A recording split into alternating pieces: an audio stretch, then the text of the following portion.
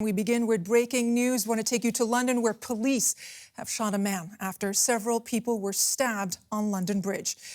Police say they are in the early stages of an incident there and that a man has been detained.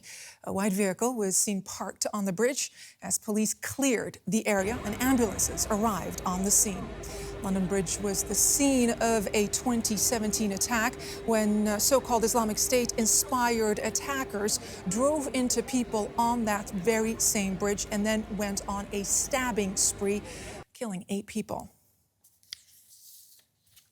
All right, this is very much a developing story that we are in the midst of. Let's go to Charlotte Potts, who is monitoring developments for you. First of all, what have you learned?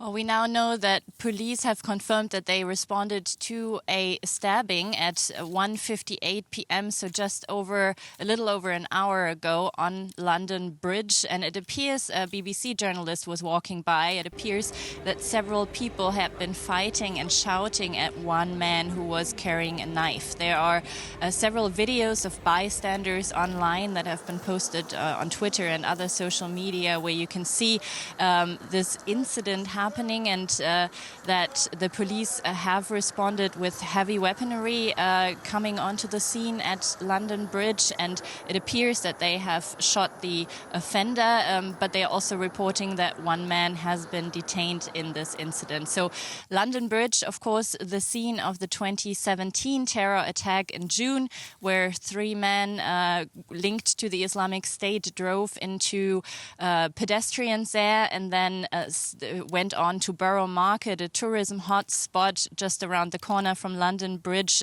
stabbing dozens of people there. So this is something that is very familiar to London authorities. They know how to respond, and I've talked to several people close that are at the moment in the city of London, where all the big skyscrapers are located, banks and insurance buildings, and most of those buildings appear to be on lockdown, so that means nobody can go in or out while the police is dealing with this incident. And we've also heard from the London ambulance services that are calling this a major incident and that a number of people have been injured. They have confirmed. So this is what we know at this hour. All right, so the area is in lockdown, sealed off. I mean, how on edge are people? They are really on edge. London has seen a number of terrorist attacks in 2017, smaller ones afterwards in the years to follow. So now, 2 years on, this city is extremely used to incidences like this, extremely prepared, and of course very scared that that major terrorist attacks like they happened back then in 2017 could happen again.